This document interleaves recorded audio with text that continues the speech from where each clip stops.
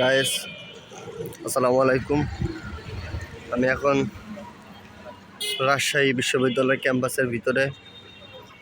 আপনারা দেখতে পাচ্ছেন ক্যাম্পাসে যতগুলো মানে শিক্ষার্থীদের পরিবহন করার জন্য যতগুলো গাড়ি থাকে সব ওইখানে পার্কিং করা। তো এটা একটা ভবন। এই যে যারা শহীদ হয়েছে তাদের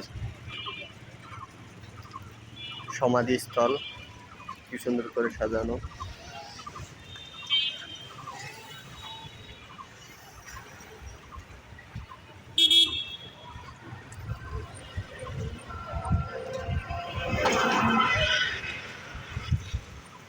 একটু বাইক নিয়ে আসছি তো ওই জন্য আপনাদেরকে আমি হেঁটে হেঁটে ঘুরাই দেখাইতে পারবো না।